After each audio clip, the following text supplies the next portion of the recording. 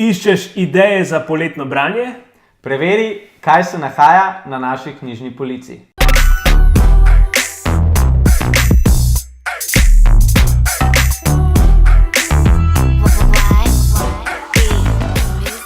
Dober dan, dobrodošel v novi oddaji Point Out Weekly, 63. oddaja je tole, karkoli te zanima v zvezi z njo, greš lahko na pointout.si/weekly63, če naj jo rajš poslušaš kot pa gledaš, seveda te vabiva, da greš na naš podcast in pa še to, da ne pozabim, zadnjič smo govorili o tem, kako oglaševati na LinkedInu, tako da bomo dali en lušten linkec tukaj in pa predlagam, da greva kar v oddajo.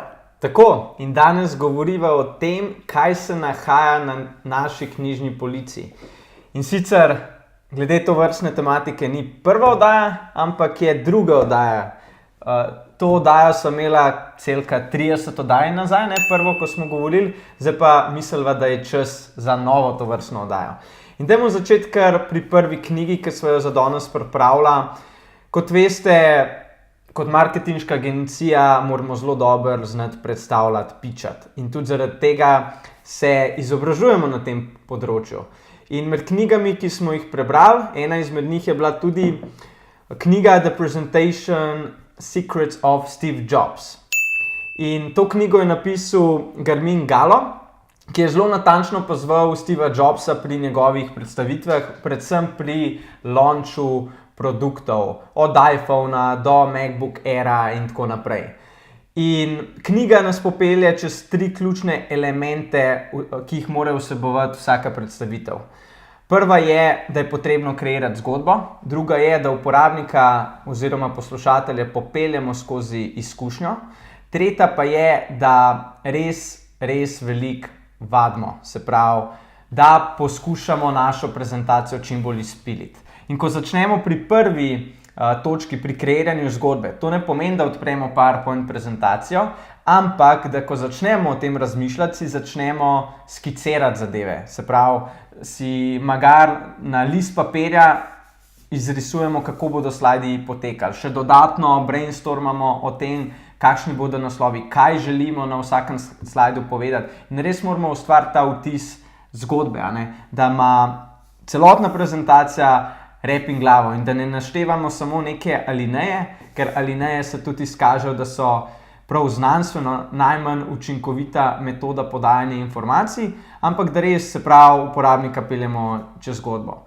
Šele na to pa potem pride to v drugi točki kreiranje prezentacije in tudi vseh messageov in predstavitvenih metod, kako bomo celotno prezentacijo zapeljali. Se pravi, ful je dober, če zadevo ima nek pomen. Naprimer, Steve Jobs je enkrat uporabil, se spomniš takrat za Apple MacBook Aira, ki je predstavil, je v bistvu predstavil tako, da je bil v vojnici. Ker je toliko tanek, se pravi, simboliziral je to tankost s tem, da je bil v eni ovojnici, ki jo je prinesel na odra. In potem zadnji stage, kot sem omenil, da enormno vate. In vsak od teh 3 korakov nekako mora vzeti 1/3 časa. Se pravi, ta predpriprava, še preden se lotimo prezentacije, mora biti res dolga. Eno vprašanje za te, Nejc. Zdaj, podobna zvezda, kot je bil Steve Jobs, je v tem trenutku v Silicon Valleyju Elon Musk. Zanj ga je značilno, da se za prezentacije nič ne pripravlja. Pa vem, da ga tudi poznaš, kako se ti zdijo njegove prezentacije v primerjavi z Steve Jobsovimi. Mislim, on ima, bi rekel, čisto drugačno metodologijo. Res je, da je tudi on čisto v drugih, pa še bolj znanstvenih vodah. In če sam pogledamo njegova 3 podjetja, ki delajo popolno inovacijo. Če primerjamo tukaj Apple ni nič drugače, mislim, je bil v industriji, ki je bila široko masovna. In to pomeni, da so se oni mogli na drugačen način od drugih razlikovati. In oni so vedno to zapakirali iz tega marketinškega vidika. Se pravi, oni so imeli ful močen marketing in posledično del tega marketinga je bil tudi, so bili tudi te keynote, ki so jih imeli. In oni so vse buildali preko teh keynote-ov. Pri Elonu Musku bi jaz rekel, ful je dober, ker oba sta bila zelo avtentična. Se pravi, taka kot sta bila po naravi, s tem, da je Steve Jobs pač to izpilil do potankosti iz marketinškega vidika. Medtem, ko je pač Elon Musk avtentičen sam po sebi, zaradi tega, ker velikrat se pač tudi tako smeji, tako malo geekovsko smeji, ampak to je pa potem v občinstvu smešno, se pravi, je avtentičen in ni take panike. Lahko pa tudi zasledimo, ker sem tudi nekaj njegovih prezentacij gledal, da tudi velikokrat, naprimer to, kar je značilno bilo tudi za Steva Jobsa, predstav tega antagonista, se pravi, kakšna je industrija zdaj, kje so pač napake, se pravi, to je ta naš, kako bi rekel, negativc, negativni del industrije, če govorimo zdaj o fossil fuels, se pravi, o gorivih, kot so benzina, pa dizel, pa energetskih motorjih. In antagonist je tukaj v bistvu ta industrija, ki je obstoječa. Po drugi strani, pa oni so pa hero, zaradi tega junaki, zaradi tega, ker delajo nekaj drugega, nekaj drugačnega.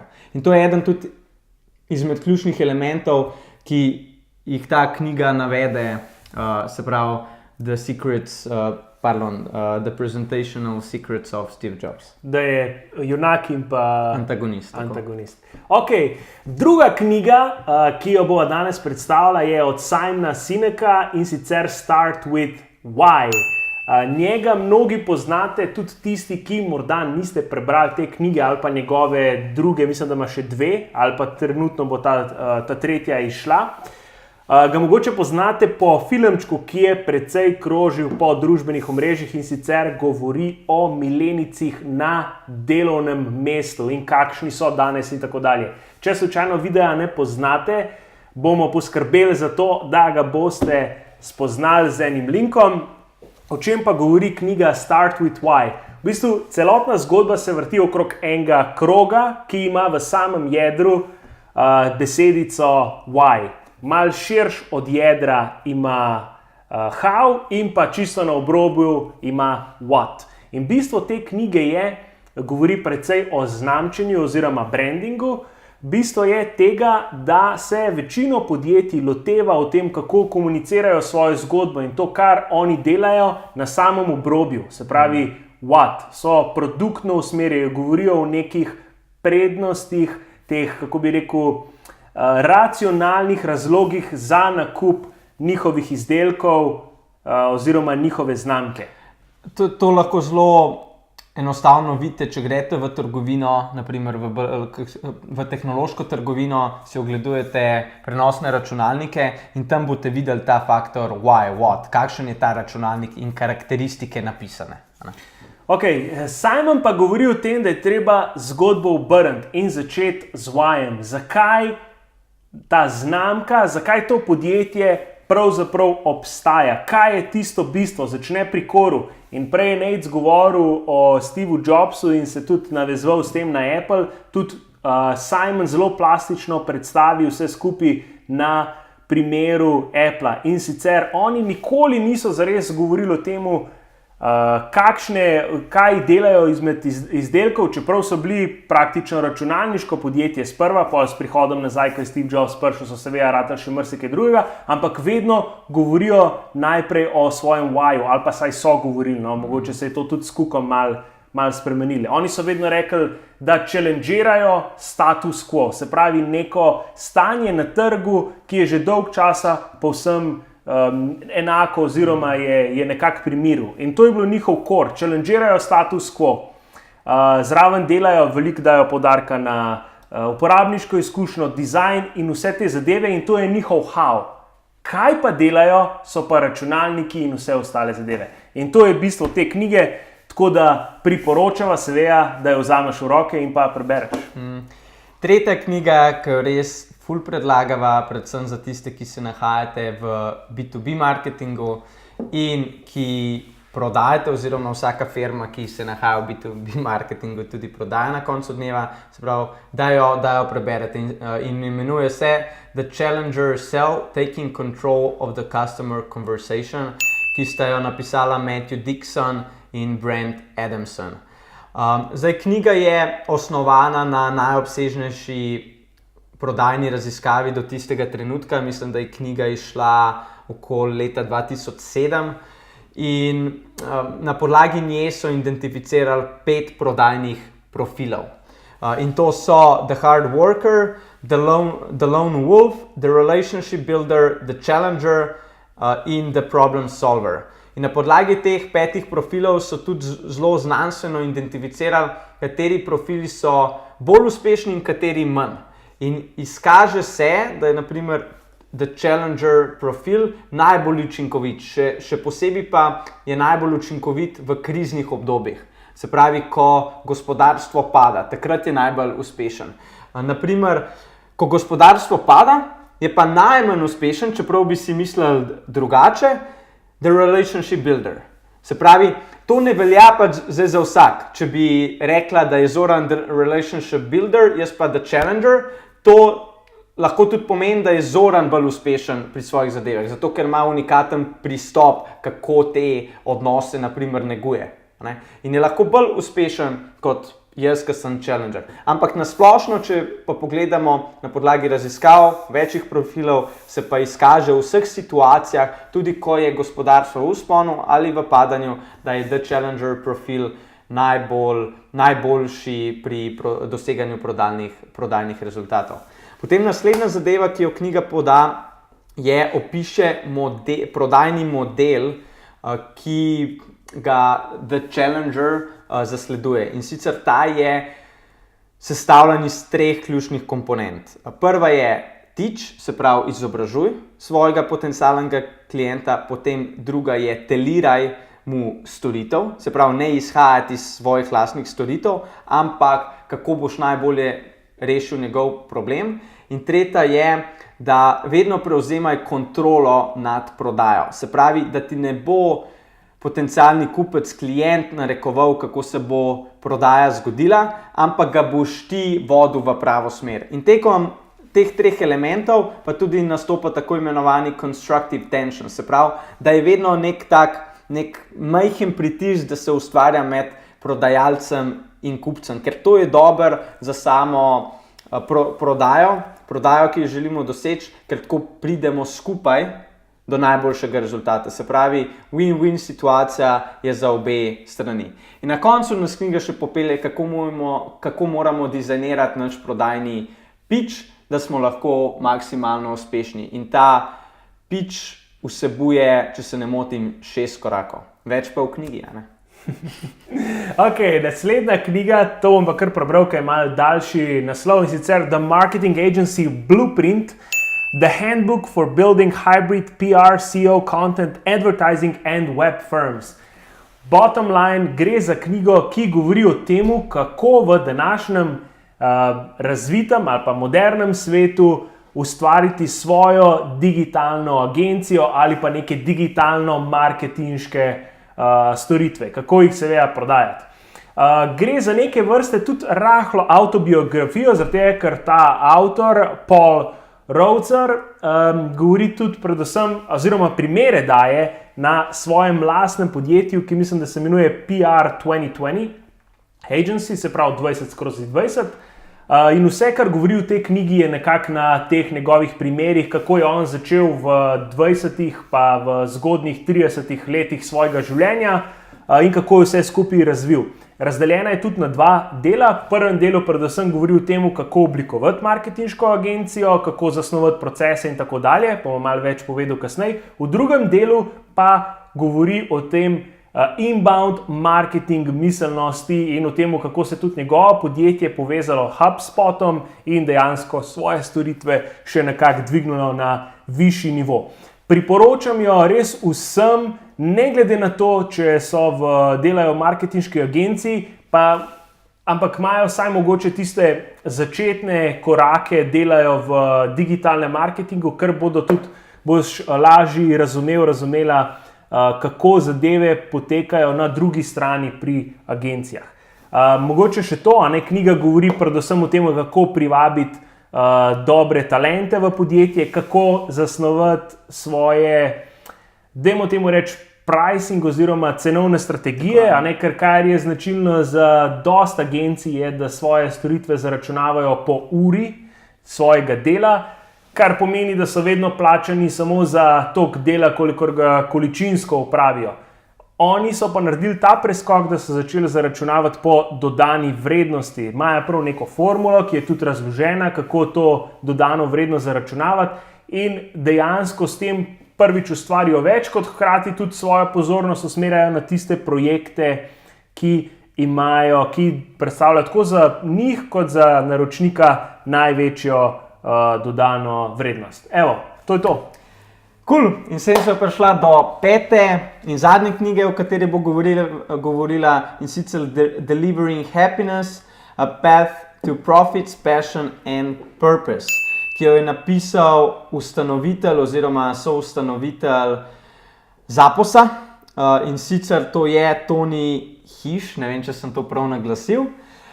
In gre za njegovo avtobiografijo, ki nas popelje od samih začetkov, ko je on začel z enim drugim podjetjem in ga prodal za celka 240 milijonov dolarjev. Ni slabo, ne? Ni slabo, ja. In to je bilo pred tem dotcom boomom, mislim, da nekje leta že 97, ko je on to prodal. In potem se je skupaj, mislim, da še z enim partnerjem, lotil angelskega investiranja. Se pravi, odprla sta, kako se temu reče, podjetje za seed investments, in sta začela investirati v različna podjetja. In med drugim je eno izmed teh podjetij bilo tudi Zapos. In zaradi tega, ker se je celoten proračun njunega podjetja začnejo zmanjševati in da bi lahko upravičila tudi vse te naložbe, da se potem odločila, da v Zapos, da se bolj interno vpleteta.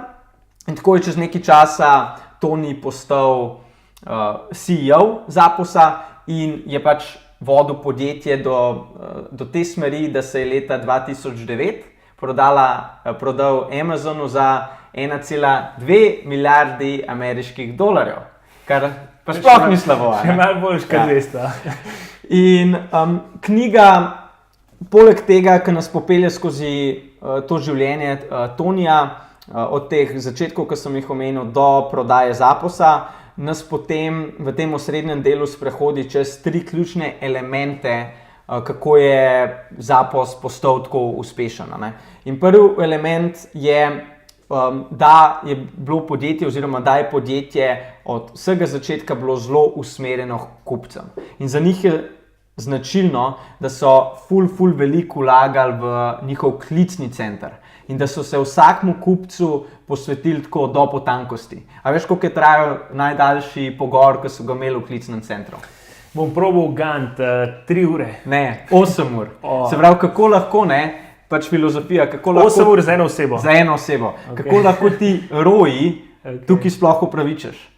Ne moreš, če iz tazga vidika gledaš, ampak če pa to kot osrednjo konkurenčno prednost predstaviš in je to osrednji del tvojega marketinga, ne da naprimer vlagaš v različna oglaševanja, se pa glas o tebi začne tudi širiti in to so oni kot osrednjo aktivnost marketinga zasnovali. In zaradi tega so bili posledično bolj uspešni. Enkrat je en hotel naročiti pico in je Zapos to zrihtal. To ni bila njihova dejavnost, ampak so poskrbeli, da je bilo to zrihtan. Ne vem, 2-3 pice, ki je ti skotel. V glavnem, to potem druga tak močen element je, da so res ogromno pozornosti posvetili razvijanju kulture podjetja. Kulture podjetja osnovane na vrednotah. Se pravi, da potem vsi zaposleni dihajo kot eno. Da prepoznajo pač, kaj je tista vloga, če smo imeli prej Start with Why, kaj je tista vloga podjetja sploh na trgu. In tretja taka zadeva je, da so res enormno investirali v usposabljanje in razvoj zaposlenih. Se pravi, če govorimo prej o klicnem centru, da so oni bili potem najboljši v tem, kar so delali, da so imeli najboljši klicni center na svetu. In seveda vse tiste dejavnosti in opravila, ki jih posamezna oseba tudi v drugih oddelkih dela. In to jim je omogočilo, ker za njih je značilno, da imajo res unikatno kulturo. Če si boste kakšen video na YouTubeu pogledali, napišite Zapos, Offices ali pa Culture, boste videli, kakšne pisarne imajo oni. Čist drugačne. V bistvu izgledajo kot neke vrste džungla. Zakaj džungla? Ker v džungli smo lahko najbolj kreativni, ker je tako messy okolje, ampak to nam omogoča te elemente kreativnosti. Kot pa če primerjamo to z neko ful pospravljeno in urejeno pisarno, to v bistvu za samo spodbujanje kreativnosti ful ni dobro, ker naši možgani so v osnovi ful prepleteni in se nam ful dogaja. In ravno to, ta džungla simbolizira le to. A so še kaj za danes pripravila? Jaz mislim, da ne. Je tako? Ne, mislim, jaz ful priporočam to knjigo, ki sem jo zdaj nazadnje omenil, ravno zaradi tega, ker vsebuje elemente, kako graditi podjetje, kaj so tiste ful pomembne zadeve. Tako da tiste, ki zanimajo kultura, jo res ful toplo priporočava. Še zadnji nasvet, beri knjige, tudi če ne teh 5, čim več beri knjige, ker le tako lahko povečaš svoje znanje, razširiš svoje obzorja in ne poslušati preveč Garyja, ki vedno pravi, da je več knjig napisal kot prebral. Gary je eden unikaten, ti verjetno nisi on, tako da beri, uči se in se izboljšaj na vseh področjih. To je tisto, kar ti želim. Pa ker veliko ljudi reče, da nima časa, jaz pa nimam časa za branje knjig. Se pravi, če nimaš časa za branje, imaš pa definitivno za poslušanje. Tako da, ker se voziš v avtu, ko hodiš v službo, v šolo, se peleš s kolesom, karkoli, pač zdaj slušalke v ušesa in poslušaj. Tako kot podcaste poslušamo, tako lahko pač tudi knjige poslušamo. Ok, naslednjič bova z Nejcem govorila o tem, kako izbrati pravo digitalno marketinško agencijo, tako, ki je seveda najbolj primerna zate in pa za tvoj biznis. To je bilo to za danes, se vidimo naslednjič in pa lepo bodi do takrat. Tako, in če imaš še kakšno vprašanje, če bi želel izvedeti še dodatno, kaj se nahaja na naši knjižni polici, nam napiši en komentar spodaj in to je to. Se vidimo naslednjič. Dio. Čao.